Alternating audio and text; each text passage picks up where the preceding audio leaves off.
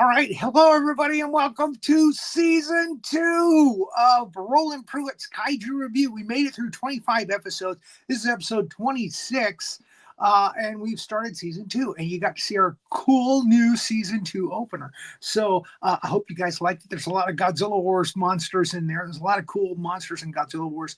So, but tonight, or this time, I should say, because you might be watching a post, it might not be evening.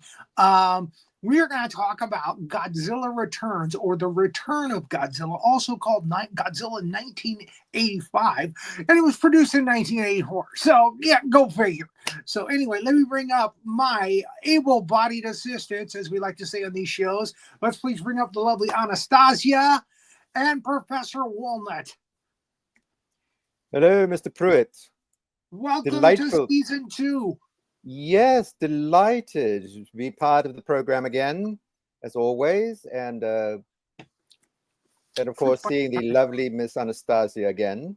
Well, thank you. I'm a little bit, congratulations, darling, on your season 2. Of course, very exciting. Except why does big this spider like tarantula thing have to be there? Because I know that this other girl on the network has problem. Well, she has a lot of problems, but I won't go there. Too? Are you I won't go with all the problems this person has. She has a lot to work out in therapy. I feel bad for her. She's not on this show, so you don't have to worry about her. But it's the one. Thank you. But it's the one thing we do share in common, other than caring about you in different ways, respectively. But we both don't like this big, what they call it is tarantula. That's Komonga. He's one of the main Toho monsters. He's too accurate. He's too accurate. He's too. He was in Son of Godzilla. He's in Godzilla Wars. He's actually very cool in Godzilla Wars. That's why I put the picture of him in there, or the little clip. Is this supposed to be good monster or bad monster? He's usually a bad monster. Okay, that makes sense. The only time he was a good monster when he was fighting for the Earth on Destroy All Monsters. And even then, it was kind of sketchy as to whether he was good or bad. But anyway, I digress. I hope you liked the rest of the opening for the show, because you're going to have to see it for the next 25 episodes. Well, that's what I was thinking. But I think maybe now that I know the sequence, I can just close my eyes for that, 3 seconds. It was 3 seconds, so... All these arachnophobic show hosts.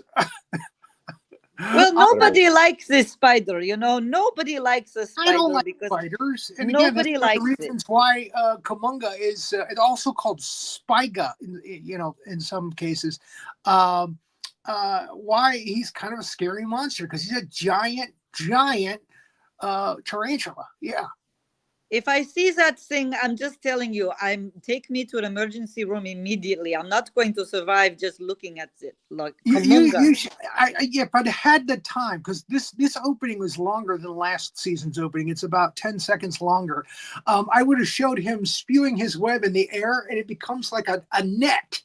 A round net that comes over you, and it's really cool. I mean, that was the best thing about Komunga in Godzilla Wars, was that giant net that comes down over Godzilla. But Godzilla got through it real easy and kicked his ass. So anyway, we're going to talk about another kick-ass Godzilla movie. This is not the Raymond Burr version, by the way. This is the Japanese version. There's no Raymond Burr in this. This is not the Americanized version. This is the full Japanese version that was released in the Japanese cinemas, and we're going to go through it from the beginning to the end. Spoiler alert, this is a kind of a Cliff Notes slide presentation of the entire movie. That's what we do here. And we talk about what works for us, what doesn't work, what cool stuff Godzilla does in the film, that kind of thing. So let's get into it. There's the Toho logo. Godzilla took a breather for about 10 years, from 75 to 84, 9 years. And then he came back for this one. They decided, we got to bring him back. So they were making Mothra movies. I'm sorry. No, that was later. My bad. This was the first time Godzilla took a vacation. And after 9 years, they decided to bring him back. So there's the title card, Godzilla Returns, Godzilla 1984. And we can move forward now. We've seen the title card enough. And we in the opening credits, we get some lava flow. A volcano erupts. And then we go to the ocean, to the sea, and there's a storm, and there's a ship tossing on the sea in the storm. And there's a guy on the ship, and he's kind of scared of the fact that, they're going through this storm. All the other guys are just really trying to keep the ship afloat. And he's kind of sitting in the back of the main cabin there, kind of scared. He's got his life jacket on. But he's an important character. He looks a bit seasick. Yeah, he looks a little green around the gills. Yeah. So he looks out the window and he sees a giant explosion. And this is from Godzilla being released from a volcanic eruption. That's what we assume. Then we cut to, and again, it gets a little hairier, the ocean, the storm gets a little bad. And then we go to a calm sea, and there's a guy in his sailboat, and he comes across their ship. And it looks a mess. And he takes some pictures because most Japanese people like to take pictures. And again, the ship is. Oh boy! Did I already get us in trouble? Just 10 minutes into season 2. 10 minutes in. Well, we find out he's a journalist, so yes, he is justified in. That's justified. Yes. Thank you for saving me from that. Saving me from myself. So, yeah, the ship is definitely tempest tossed, and he's checking around it. This is kind of homage to a movie that came out a few years earlier called The Fog. Mm-hmm. They have a ship that was attacked by the fog, and the guys got killed. And a little bit of in I think it was 82, they released The Thing. And this guy finds these desiccated corpses on the ship. They died. Who knows? Who knows what caused this to happen to them? But their eyes are burned out, and they're all desiccated and all nasty looking. The whole crew kind of looks like that. You see them in their beds. We can assume there was some radiation poison, but there's also a little surprise coming in a minute. So that could have been the means of their death. So he's looking around, and we see something slithering around in the background. And it's a prehistoric kind of bug, well, not bug, or it's more like a slug monster. He finds the guy in the locker. And again, this is a pure nod to John Carpenter's The Fog. Yes. Because there is a dead body in a locker in that movie on a ship. That's exactly what I thought. I thought this reminds me of The Fog very much. It does. It's got that feel to it. Yes. And I'm going to call it out. I don't know if it was homage or if it was just, well, that's cool. Let's put that into our movie. So he looks at the guy's ID and he sees, okay, it's this guy. And look at this. He's got a girlfriend. And that's when this thing attacks him. This little mini kaiju, a little mini monster. And it's gnarly. And luckily for him, the guy, though traumatized, is still alive, and he chops into the back of it with a hatchet and saves the guy from this creature. And evidently, he had locked himself up in the locker to keep himself away from the thing. And he decided to face his fear, and he kills it. Now, we see a little Japanese beefcake here. They're out on the boat, and the photographer, is taking his shirt off. And he's bandaged up the guy's head, and they're waiting for a rescue to show up, and a copter shows up and rescues him. Mm-hmm. Yes, the journalist, I believe his name is Maki. Maki, okay. And the other fellow is Ozuma. I think the. So I'm glad you did. Yes, and I think this fellow's name is Azumi.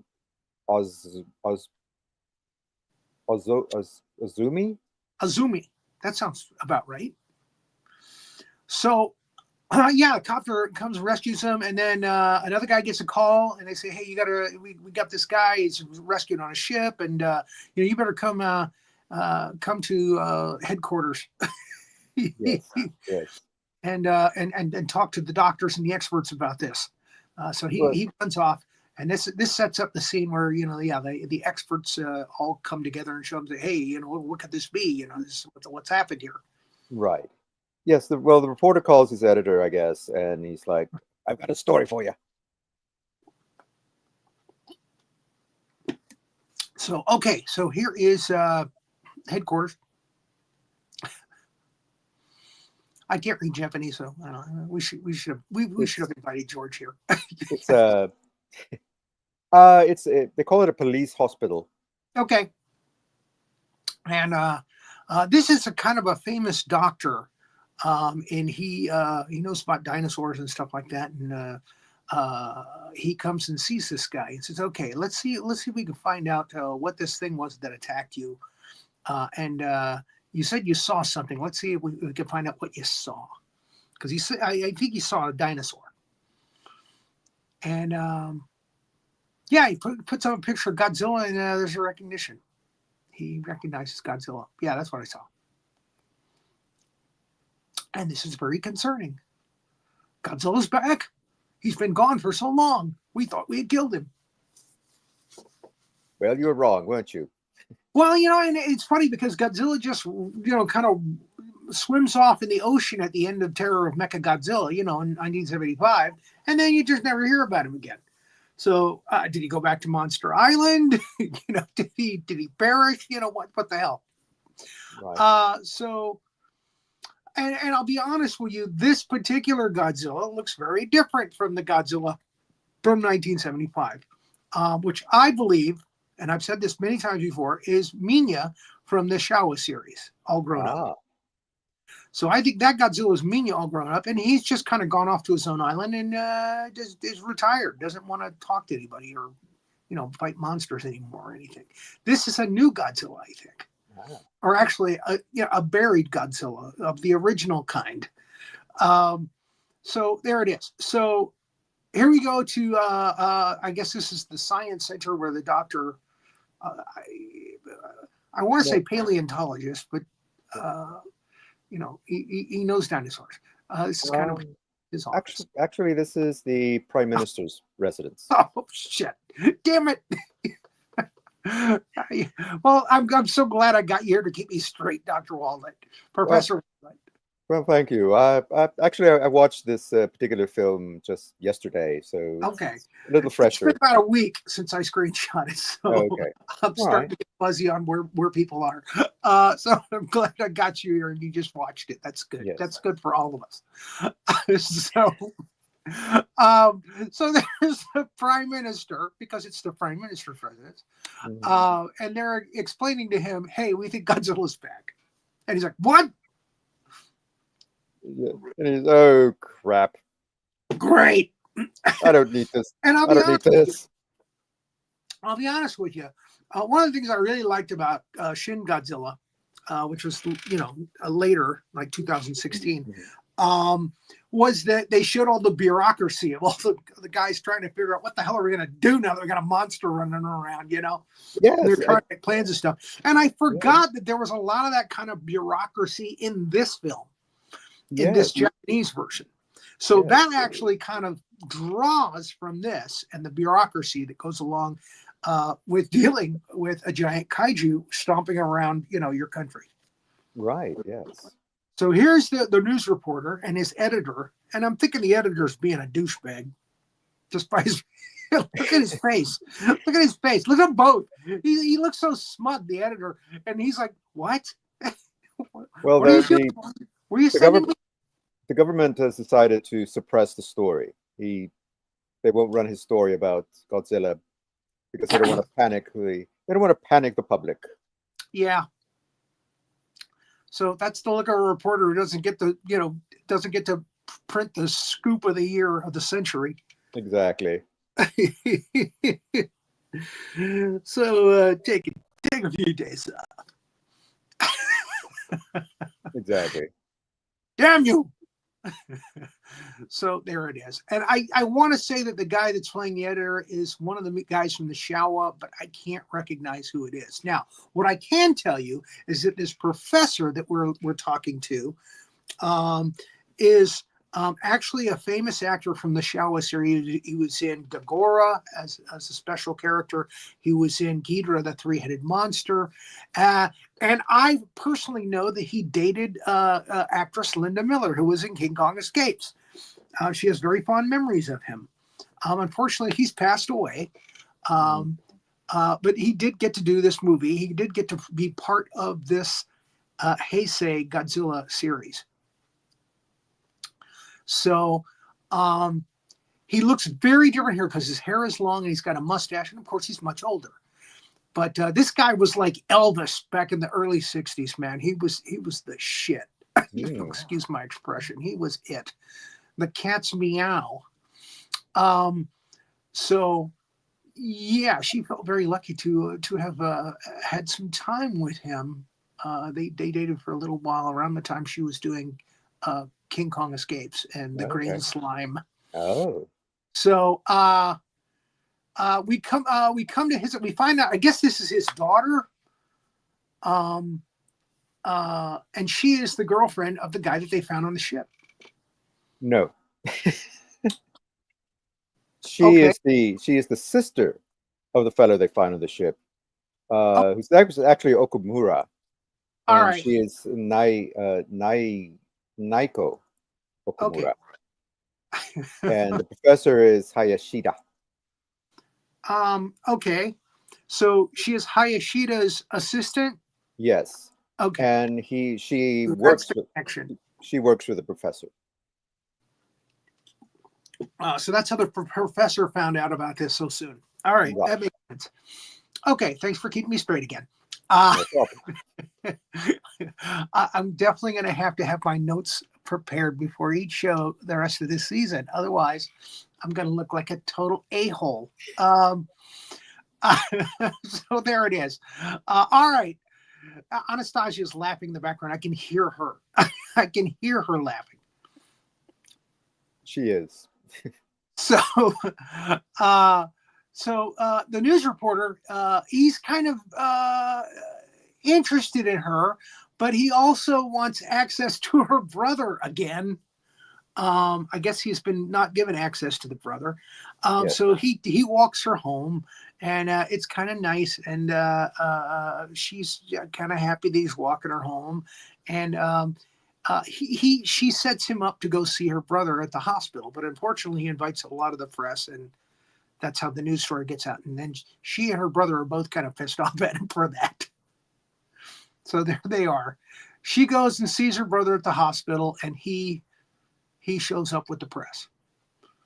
And they're like, hey, I thought we were going to bury this story. Yes, and they're not very happy with him. Yeah. Look at that look. Yeah. So he's lost trust with them as a family, and probably the doctor as well. Yes. Well, he basically used her to get to him. To get what he wants, which is to get the story out. Exactly. The editor's probably not happy about that either. Neither here nor there. That's for the press, it's the enemy of the people. Oh, sorry. Sorry about that. So, the story's out now. And again, they're not happy about it. He's happy he got a scoop, but they're not happy about it. Nope. So he's kind of a douchebag at this point. He is, yes. I can say that on the show. I mean, they say that on what's the show with the Winchester boys, Supernatural, all the time. So Supernatural. If they can do that on regular television, I can say it here. But this show is not for kids, folks. Okay, because sometimes stuff is graphic, and sometimes we say things we don't want to say, or that we don't. Well, we do want to say them. That's why we say them, but. That we don't want kids to hear them. So this is not a show for kids. Anyway, let's move on. So they're aboard a Soviet submarine. Okay. Yes. I'm sorry. There we go. Now we see a Soviet submarine, and they see something coming, and it's big, and they're like, what's that? And they get attacked, and they fire some torpedoes at it, and it just kind of pisses it off. It's Godzilla. And he destroys the submarine. And they tell the PM, and the PM's like, damn, he's getting closer. And now the press, they have to invite the press to a press conference. And our press reporter is there. And there's one of the guys, one of the ministers, and he's showing a picture of Godzilla. Oh no, Godzilla's back. So now the cat's out of the bag fully. Because there's a picture of Godzilla in the ocean. And they're like, oh. And he's heading for Tokyo, they think. So the professor and Naoki, is that what you said? Naoki. Naoki, they're watching the news, and they commenting on it. Yeah, and her brothers, they trotted him out. I hate Godzilla. He killed my crew. I paraphrase. Well, there you go. But that's the gist of it. And again, big Japanese headlines.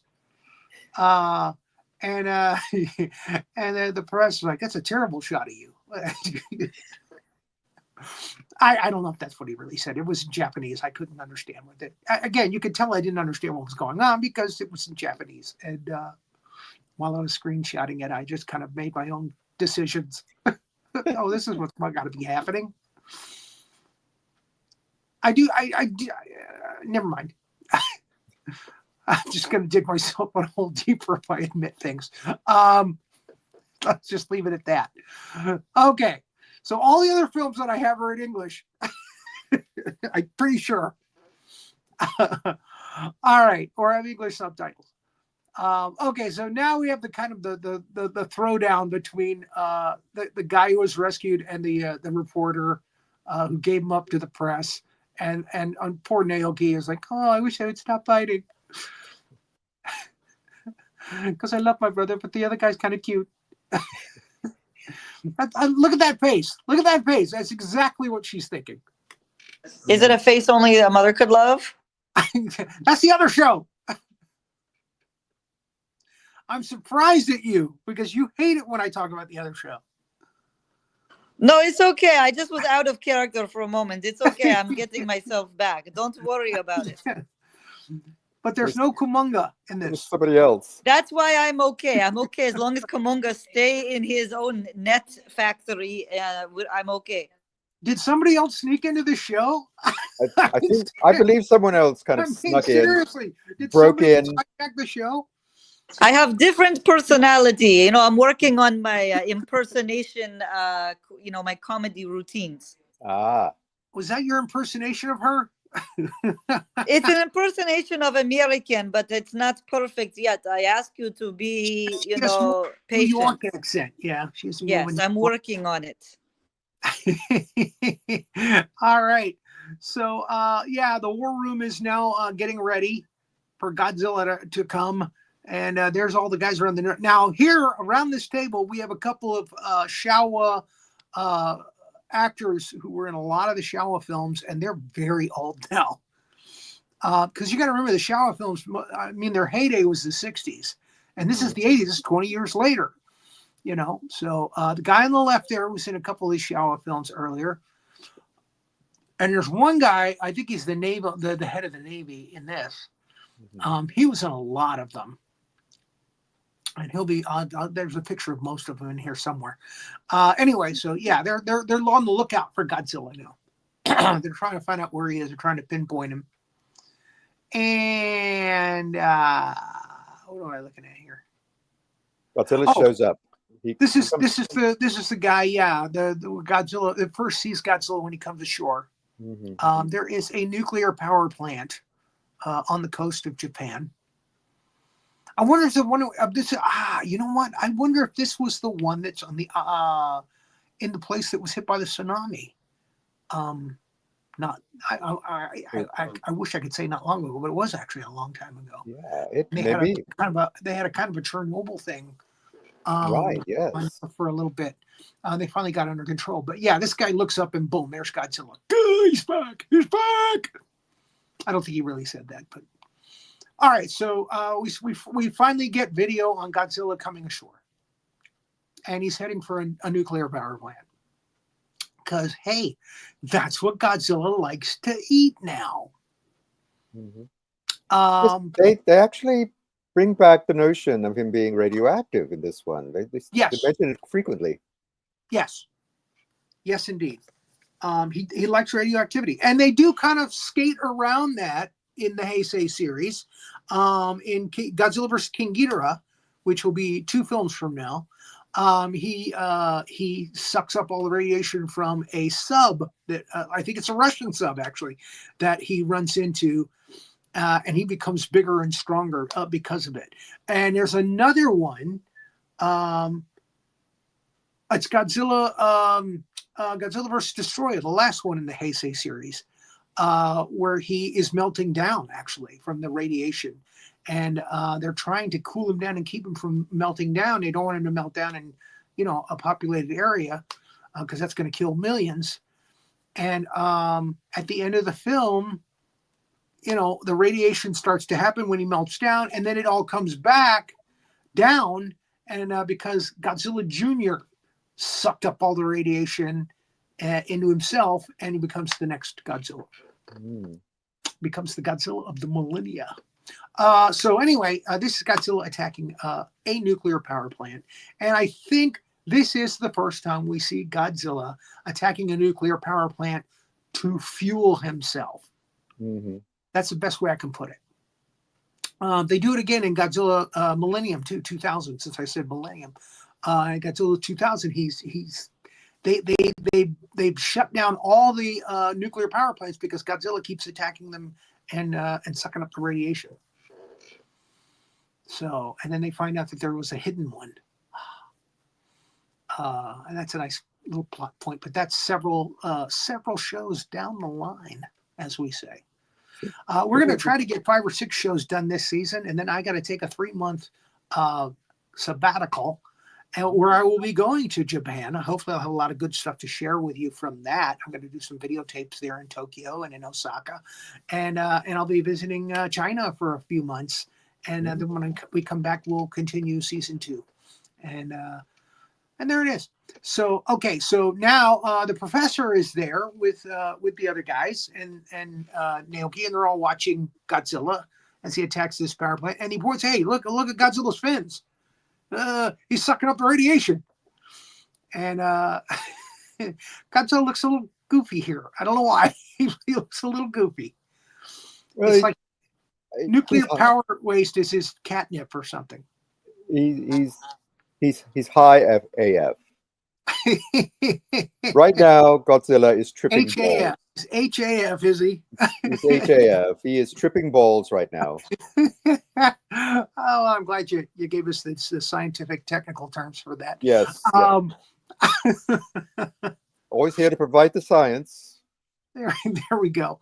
And I'm sure that's what the professor said here, but it was in Japanese, so I didn't understand it.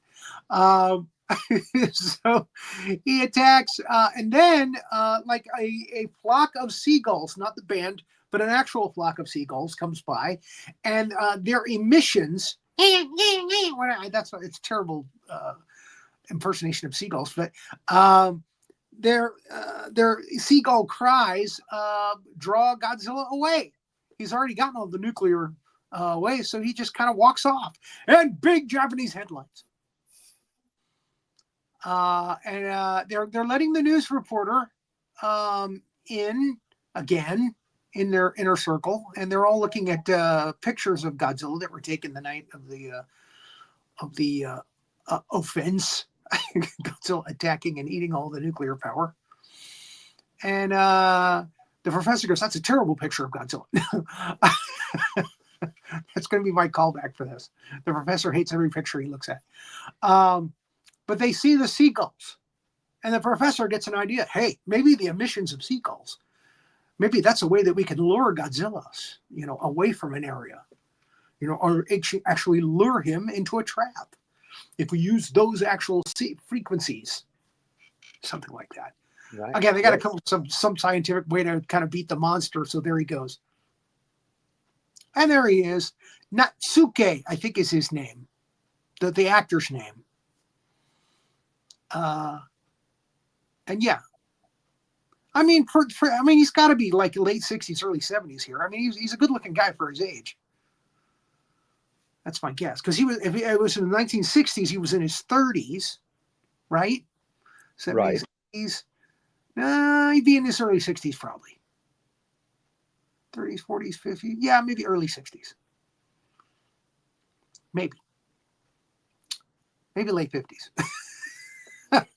For like an 85.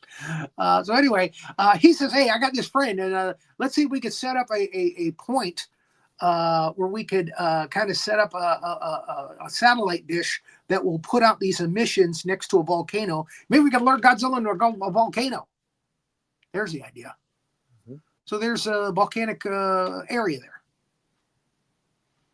And the guy who is the old friend who's helping, he is a famous actor from the Showa series. He was in Godzilla Raids Again. He was in Godzilla versus Mothra, or Mothra versus Godzilla, I should say. He was in Ghidorah, the three-headed monster. He always plays like a professor. Actually, in Godzilla Raids Again, he plays the pilot, who is the head of the movie. I'm going to look up his name here because he deserves mention. Godzilla Raids Again. Koizumi is his name. Koizumi-san. Shoichi. Sorry. Yeah, Hiroshi Koizumi. He played Shoichi Tsukioka in Godzilla Raids Again. But Koizumi was in several of the Showa series. And there's a better shot of him in a later scene and in a few slides where they actually do the meeting where they explain. Now, here's something that's interesting. Since Godzilla disappeared in 1975, Tokyo has just sprouted up all these big, huge, monumental skyscrapers that dwarf Godzilla now. You know, in the past, it was just like Godzilla dwarfed everything. You know, all the buildings and stuff were shorter than him. And now they've got these huge, gigantic, massive skyscrapers that dwarf the king of the monsters. And so they show the war room here, and there he is, Koizumi. This is not his last film. He actually came back in the Millennial series for Godzilla Tokyo SOS. That was his last Godzilla appearance. And he's all about Mothra. He's in a lot of stuff that involves Mothra. So they always call him back for those. And that guy is the guy I was talking about earlier, the guy that's in the bottom right. He played in a lot of the Showa series Godzilla movies. And he's got to be in his late 60s, early 70s there, probably. And he's, give me a second. I'll pull up his name. Ghidorah, the three-headed monster.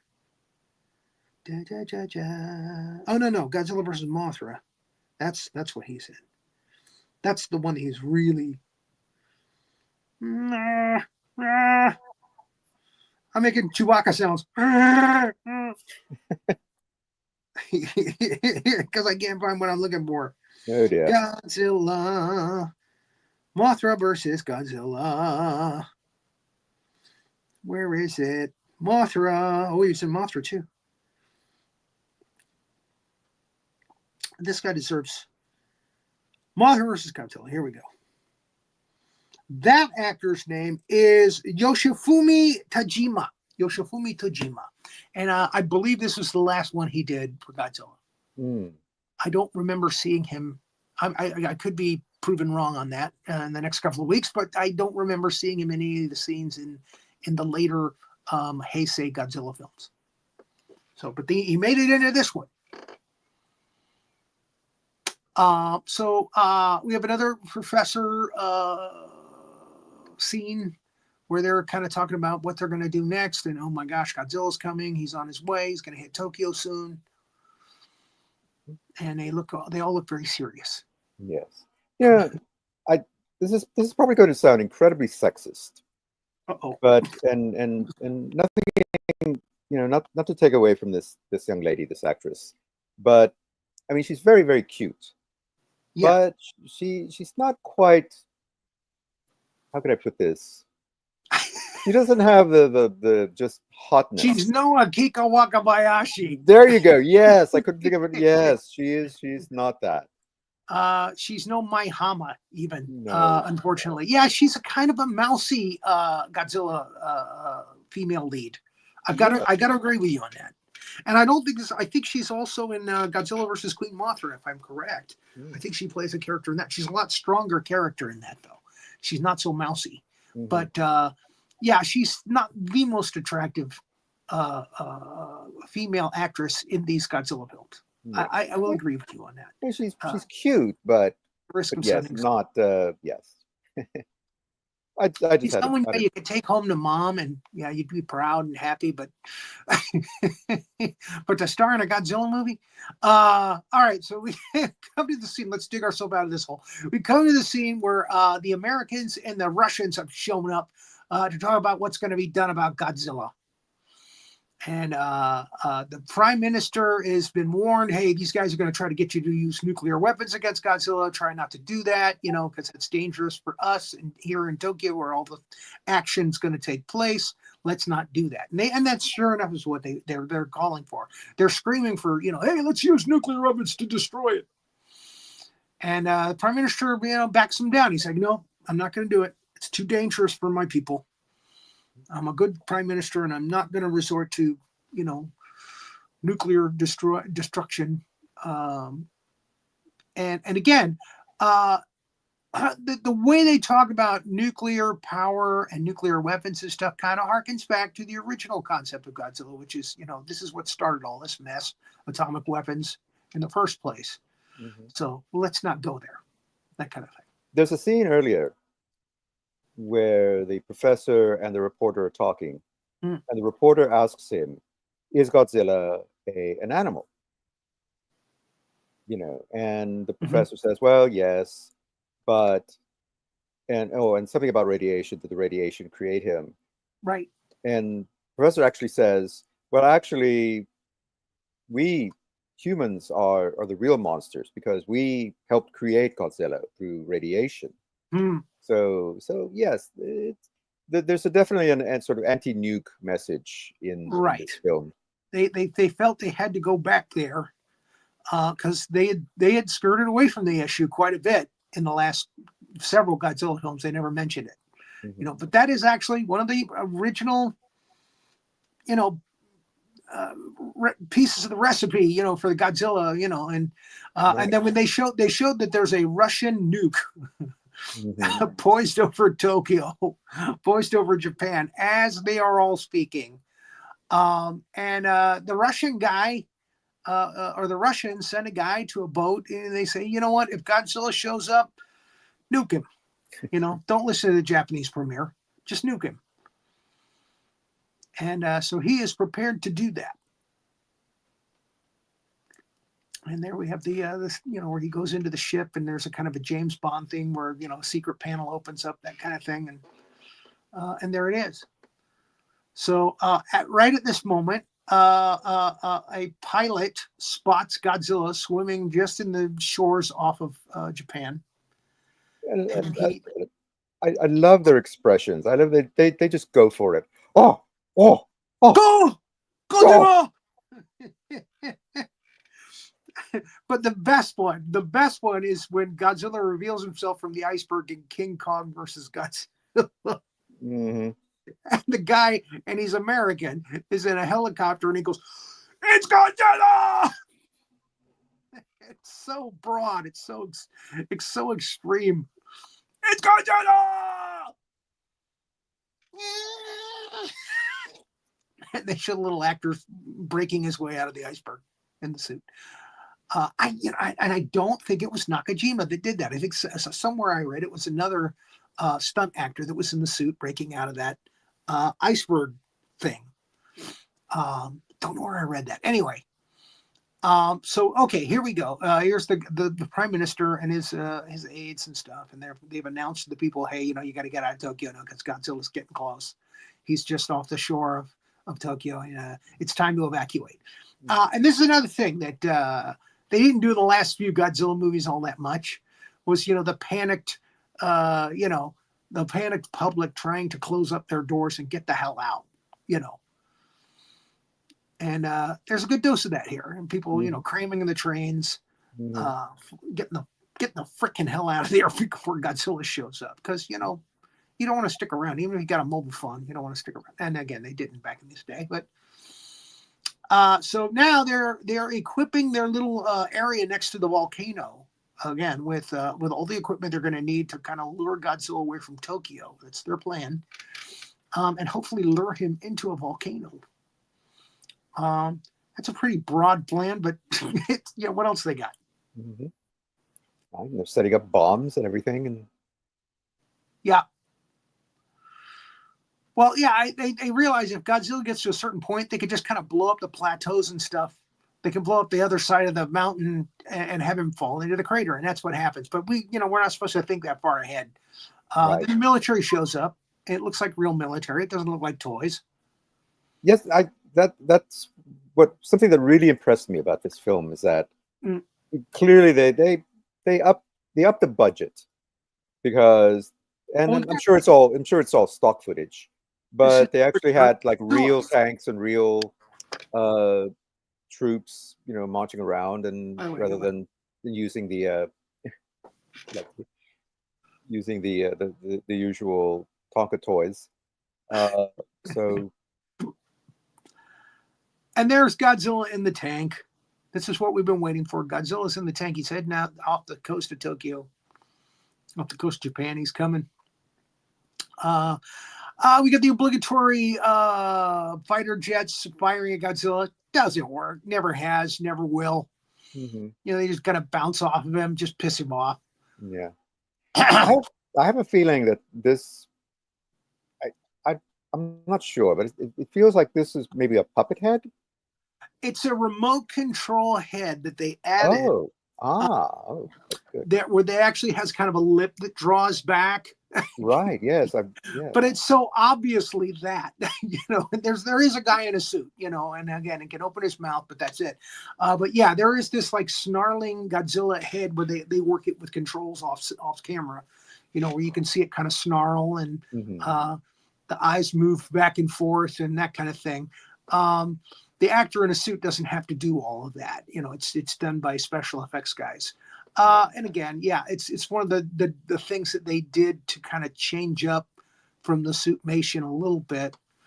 But yeah, it boils down to suitmation still. You know, a guy in a suit stomping through a miniature city. You know, in this case, the tank. You know, so it's supposed to be Tokyo Bay. So yeah, they're blowing up all kinds of stuff, and Godzilla's just like, yeah, he's just brushing it off. Oops, my battery's dying. I have to plug in my phone. There we go. All right, so yeah, I got down on 20%. I'm sorry, I thought I plugged my phone in before the show, but I plugged my other phone in. Anyway, so yeah, the guys on the Russian ship see Godzilla coming, and it's time to hit the nuke. They want to hit their nuke. So he tries, but Godzilla does a little fire burst at the ship and knocks it from one side to the other, kind of almost capsizes it, knocks it over, and it knocks the Russian guy, knocks him out. But he's pushed the button, I think. I'm pretty sure. And the nuke goes off. Yeah, there's the fire blast. The nuclear fire blast is blue. And again, they don't show the back lighting up every time he uses the nuclear the nuclear blast. This time you can clearly see it's not lit up. Yeah. And that was one of the things that, you know, it was impressive about Godzilla. And there's a nice little stunt from an actor, you know, doing a nice little fire stunt. Ah, I'm on fire! Ah! So there's the Russian guy. He's on his last leg. He's dying, but he goes ahead and he pushes the button. And this is when the prime minister finds out. Oh, by the way, the Russians had a secret ship that was close to the Bay Area, and they just pushed a nuke. What? So here we see Godzilla coming into Tokyo, and he's like, "Hey, man, has this place changed?" I don't recognize the place. What's all these tall buildings? Damn. You know, when I was younger, everything looked a lot smaller. That's true, though. When I was a kid, I grew up in Miami, and I went back to my old neighborhood, and everything looked smaller because I was a kid, you know. Right. Yeah. So he must be feeling the same thing here. So, yeah, he starts lumbering through and destroying buildings, the ones that are, you know, tall enough or short enough for him to get to. Is that the news guy? No, it's the No. train, the bullet train. Oh, that's right. We always the have elevated the train. scene where the train sees Godzilla and the guys freak out. God! There's still always two guys in the front of the train, even though they only need one to drive the train from each side. And then they have the people in the back, you know, they're okay for a few seconds. And then, of course, when the train guys freak out and hit the brakes, they all fly over to one side of the set. And, of course, it crashes into Godzilla. And in this case, Godzilla picks it up, just like in the first movie. So this is homage to the first film. And he looks inside, peekaboo. There he is. Hello. How would you like to see that? Looking in the window. And he throws the train down, you know. There they are getting into their helicopter, the news helicopter. He wants to get his scoop. In the Heisei series and beyond, yeah, there's a lot of news people that get too dangerously close to the action in their helicopter. And some of them meet their demise because of that. Mm-hmm. I know that was the case in Godzilla, Mothra, King Ghidorah. Monsters All Out Attack. It's the longest damn title in the Godzilla series. 2001, Space Godzilla. No. So they're watching on the news, on TV. They see Godzilla's in town. They're like, oh, shit, grab your 8-track. We got to get out of here. That thing does look like an 8-track player. Come on. They're like, we're going to need something for that special thing that's going to, you know, lure Godzilla into the volcano. Hey, here's an 8-track. We'll use that.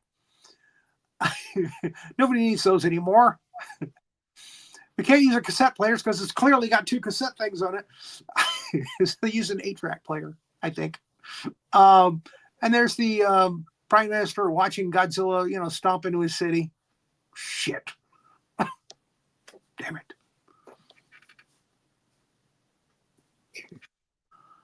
I'm so proud of this shirt. I spent so much money on this shirt. This is the most expensive Godzilla shirt I ever bought, and I love it. It's just perfect. He is the master criminal. And here we got a nice like kind of Vegas thing with all the neon and Godzilla coming in. He's gonna play a little roulette. Actually, Tokyo is it's neon city. It's neon everywhere. I'm going to see that soon. So in a few weeks. In a few short weeks, I will be there. I'll be taking pictures and video for later shows. So, okay. My printer got in the way. My printer carriage. All right. So now we come to this guy. He's looting. This is so random. Yes. He's a looter. I mean, it's some comedy shtick where wherever this guy goes, you know, Godzilla shows up there. And he's like, oh, just trying to feed myself. Get out of here. And that was all cut out of the American version. They just like, that's stupid. We're not going to do this. They cut him all out. They cut everything with that guy out. Poor guy. But hey, you know, he's an actor in Japan. What is it? That doesn't bother him. I'm sure it didn't bother him. Probably did. Anyway, the news reporter is now focusing the doctor's machine that's with the luring sound out the window, and the doctor cranks it up, and sure enough, they get Godzilla to kind of turn around a little bit, like, huh? What the hell's that? Huh? And they realize it works. Seagulls? Is that a flock of seagulls? Listen to a little music on my 8-track. They're just playing Ran So Far Away on a loop. So, yeah, Godzilla Returns. So they're like, it works. Grab the 8-track. Let's go. Look at that. I mean, it's an 8-track player. Tell me I'm wrong. It's an 8-track player, yes. It's an 8-track player. I know I'm right. And Naoki, she looks happy. So now we kind of get they're kind of like masers, except I guess they're Sith masers because they're red beams, and they're shooting at Godzilla with them. And he is causing the ground to rumble quite a bit in their area. You know, he's knocking into buildings and stuff, and they're like, "Oh, geez, we got to get out of here." So they scamper, but they're kind of trapped in their building. So they decide to go up to the top floor and see if they can open the door there. But everything's locked down. So they're not such a good situation.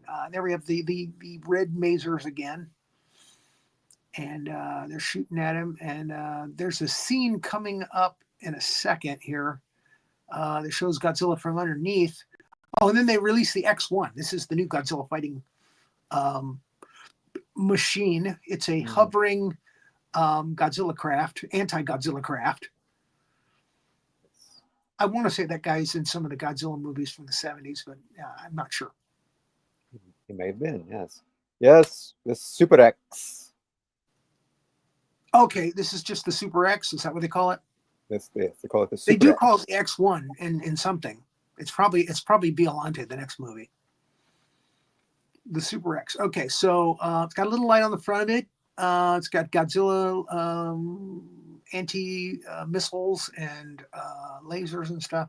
But they're shooting at him with the masers from other spots.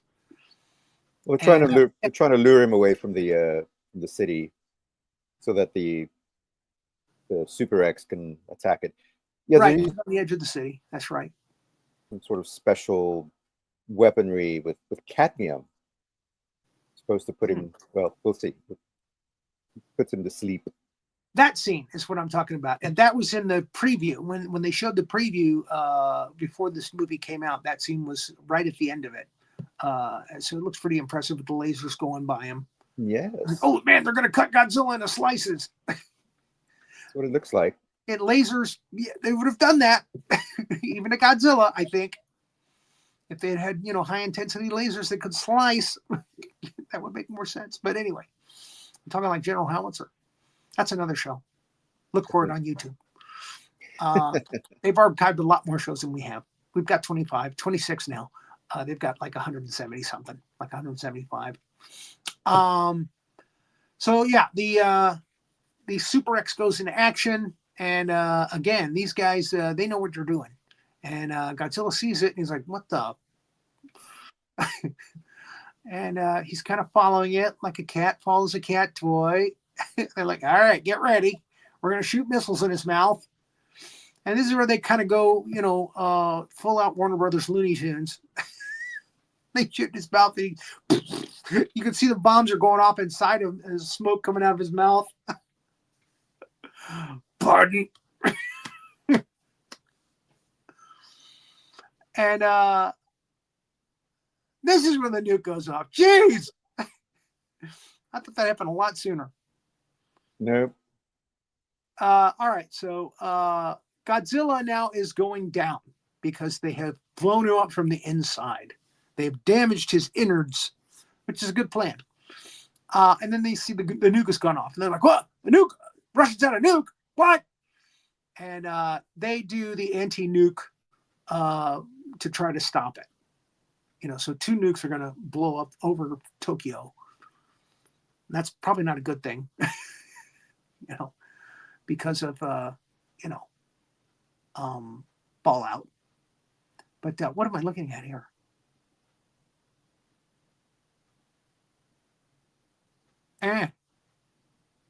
Next slide. I'm sure it had some significance, but all right. So Godzilla goes down. He's fallen against a building, and he's kind of cradled there, I should say, in the corner of the building that's broken apart. And the people that are still there, the ones that haven't escaped, they're right there watching. Like, ooh, Godzilla, ooh. And they're getting closer now. The police are there, and they're trying to hold them back, and they're like, ooh, I want to get a closer look. Again, if they'd had mobile phones, they'd all be like, they'd all be doing video. But we had not quite reached the mobile phone phenomena that has happened to our world. All right, so these guys are still trying to figure out a way to get out from the building.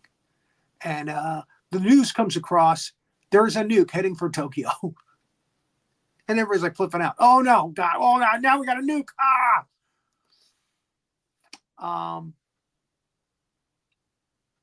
So yeah. Tell the Americans to launch a counter-strike. I muted myself for some reason. The Americans do the counter-strike. Yes. Oh, I thought it was Japan. Jeez. Why would they let the Americans? No. All right. I guess because the Japanese prime minister said we're not going to do nukes. Right. That's it. And he's going to hold firm to that. Right. I'm going to let all my people die. So yeah, the Americans fire a nuke. And again, it's an anti-nuke. And everybody's watching. You're all waiting. They're all waiting to see what happens. And this guy is working on a shutter door now with a drill. And the drill slips and cuts his shoulder. And Naoki is like, oh, you cut your shoulder. And she starts to work on him. It's the nicest way I can put it. And you can see he's like, hey, it hurts, but I like this. This is the moment where they really fall in love. Wow, wow, wow, wow. They start playing bad jazz music. Wow, wow, wow, wow, wow, wow, wow. There's a thing going on. But then they hear a helicopter. Very wide on the soundtrack. It's the news reporter guy. Or wait a minute. I'm confused now. All right. Anyway. Oh yeah, the news reporter guy shows up in the helicopter and he's like, hey. No. The brother shows. The brother's in the helicopter. The brother shows up. Yeah, because they're having a thing here. You know, it's not Luke Skywalker and Leia. It's right. Exactly. Yikes. So somehow the brother now has switched with the other guy, and he's now in the helicopter, the newscopter. And they're like, "Hey, okay, we're gonna shoot a little thing out there. It's gonna blow up the window, and we'll drag you out because we got to get this professor to the volcanic site." Right. It's a military copter. Okay. All right. Godzilla blew up the news copter. Okay, so yeah, so they shoot this thing at the window, and that there is the sign, the universal sign for "get the hell away from that window." And they're like, "Oh, jeez!" And they run out of frame and they blow up the window remotely, of course. And then they put the harness down there, and the professor, of course, is sent first because he's the guy with the 8-track. And he gets up in the helicopter, and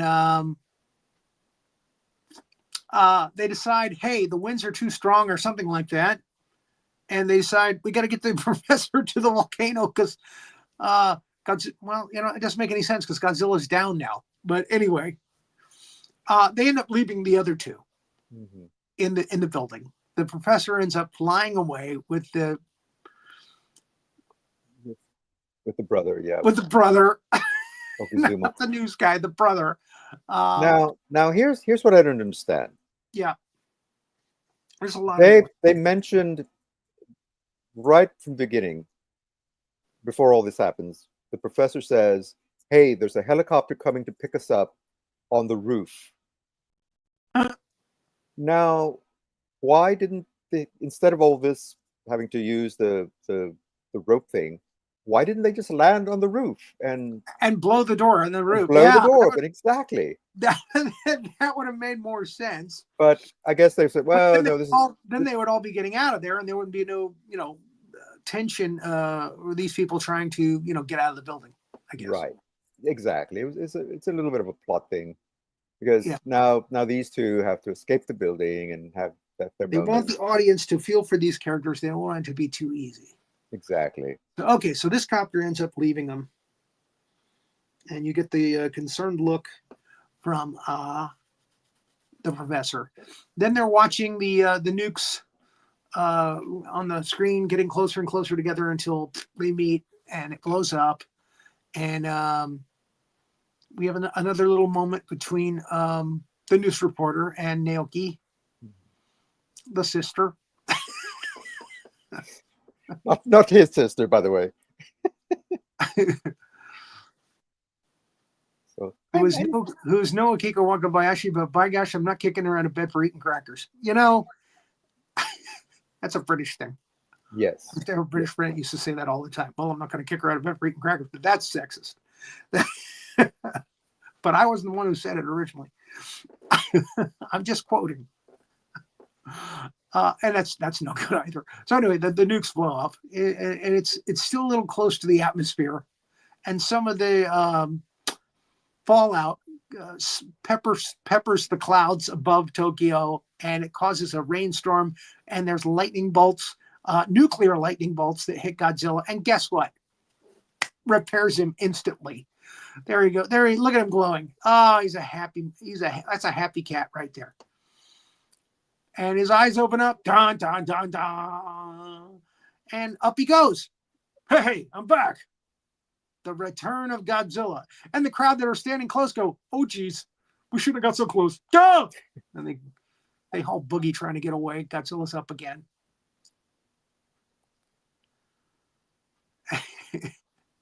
These are great shots, by the way. Very, very impressive. Yeah, they do the undershots a lot to show Godzilla how he's been dwarfed by the buildings. You know, I think they wanted to show that. The X2, I'm sorry, listen to me, X2. I'm already getting like 2 films ahead of me. Again, this thing comes back in several of these films. It's the X1, the X2, the X3, X5. Anyway, they're having some trouble because of the fallout, and they're kind of having problems with the systems on the thing, and so it's kind of sputtering around. And Godzilla sees this. It's like, oh yeah, oh you think you're so tough, huh? You took me down for a few minutes. You think you're bad, huh? And yeah, he's zapping at it. It has sustained his firepower already, but you know, if you do it a lot, if he does it a lot, and I think he knows this, it's just going to burn through eventually. Yeah. So Godzilla here just blows a hole through this building, and you see the Super X on the other side. Yeah, and it's shooting lasers. Yeah, it's a whole big thing. Peekaboo! And yeah, like you say, it's shooting holes through the. It's shooting lasers through the holes. I'm sorry, blue lasers, maser lasers, not red ones, which should have sliced through him. So everybody's watching. They're like, "Oh, geez, what's going to happen next?" Professor's on his way out to the site where they're going to set up the Godzilla thing that's going to lure him away, hopefully. And Godzilla's trying to take out the Super X. He's tired of dealing with this thing. So there's a nice fight going on between the two of them.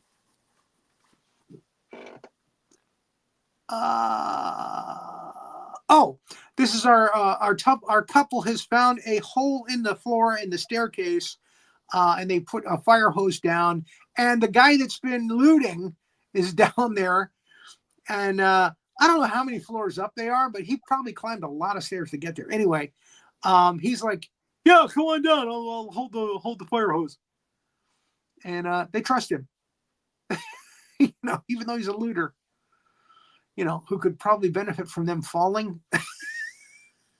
They trust him. Now we're hooking up the 8-track. It's go time. It's popping a little railroad. Yes, pouring out the 80s hits. And I ran Look so far. Yeah. Again, Godzilla continues to fight. They continue to get out of the building. And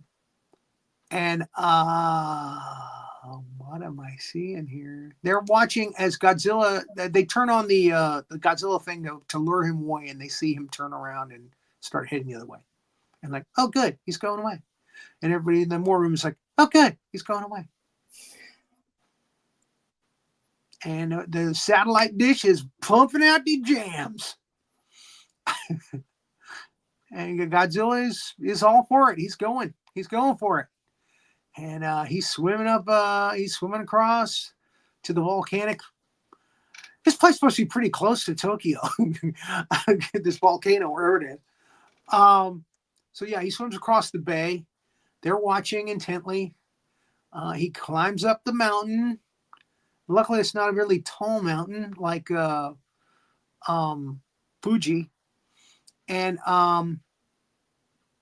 this is where we find out they've got explosives underneath the edge of the volcanic rim there. So when Godzilla steps on it, they can blow it up, and then he'll fall in. And they're all watching as Godzilla falls into the volcano. They blow up the plateau underneath him. He falls into the volcano, and you kind of get a feeling like from everybody, like, oh, Godzilla's dying. How sad. Isn't that sad? He's fallen into a volcano. We lured him into a volcano. So sad. So there it is. So yeah, big explosion, and that's the end of the movie. At least they didn't dump him in the ocean, which they did a lot in the Showa series. Let's dump the monsters in the ocean. End of movie. Let's dump a volcano this time. So there it is. And again, they did that in Rodan. You know, the two Rodan fly around the volcano and they die. Mm-hmm. But yeah, it's still he looked good going in the volcano. Actually, there's a better shot of him going in the volcano in the next movie when they're showing that as kind of the, like the flashback. I don't know why they didn't use that shot in this movie, but there it is. So maybe they had to reshoot. I don't know. So yeah, that's the next movie is Godzilla vs. Biollante, which didn't come out until 4 years later, 1989. It was purchased by HBO, who had the rights to that movie for the longest time. I don't think they still have the rights, but because I think Japan has re-released it again on DVD, as Toho. But yeah, for the longest time, it was just on VHS from HBO. Yeah, it's on their streaming service. It's on Max. Yeah. As of this recording. Okay, well, maybe they do have some rights to it still. So an interesting film, and that's our next episode coming up next Tuesday. So I hope you tune in live. And if you haven't seen our previous episodes, all through the Showa series, please check us out here on YouTube. We're archived here. We do our take on every one of the Showa films up through the last one, which is Terror of Mechagodzilla. And now we're going to go through the Heisei series and the Millennium series, all the way up through Monarch and what's going on. And by the way, I found out today, and I found out late. I didn't realize they were working on it already in Australia. The next Godzilla movie is Godzilla X Kong Supernova. And Supernova pretty much tells us that the villain of the movie is probably going to be from space, which means it could be Space Godzilla, could be Gigan, could be both, could be Hedorah. We'll just have to wait and see. They're not dishing if it's going to be a Toho monster or if it's going to be something they just kind of create. I do know that the guy that's written the screenplay for it is the guy that wrote Godzilla 2014, and he did the Muto, which is an original character. Mm-hmm. So it could very well be an original character, and I hate the Monarch original characters. I'm sorry. I'm just going to call a spade here. They're weak. They're lame compared to the Toho monsters. So I'm always like to see a King Ghidorah or a Mothra or a Rodan or even Anguirus. It'd be nice if we could see Anguirus in the new films. Yes. But my hope is that it's two space monsters from Toho fighting King Kong and Godzilla. So it would be badass to see Gigan and Space Godzilla or even Hedorah and one of the other monsters fighting King Kong and King Kong against Hedorah. That would be interesting. Gigan and Hedorah will be a great team up. So we'll see. We'll wait and see. It's Supernova. It's coming out in 2027, March 2027. Takes so long to do the special effects for those things. Mm-hmm. So it's not like you can just throw some guys in a suit and say, "Hey, go fight." Right. We'll shoot in slow motion. So, all right. Thanks again, everybody, for watching. And thank you, Anastasia, for being here. Thank you, Professor Wallnut, for keeping me straight because I don't read Japanese at all. I don't know Japanese at all. I can't understand it at all. So you helped me a lot with that. So you watch the English version and help me a lot. I should watch the English version too. I should watch both of them before I do a show, and I will. I will be watching the English versions from now on. Well, I caught it with subtitles. So okay, there you go. Well, that helps. It helps you to understand things better. So, but we got the true story. We got the real story thanks to Professor Wallnut. So there it is. And again, you get an idea if you haven't seen this movie, the Japanese version. You've got an idea of what it's all about. So thanks again for watching, and we'll see you next week. Same Godzilla time, same Godzilla channel.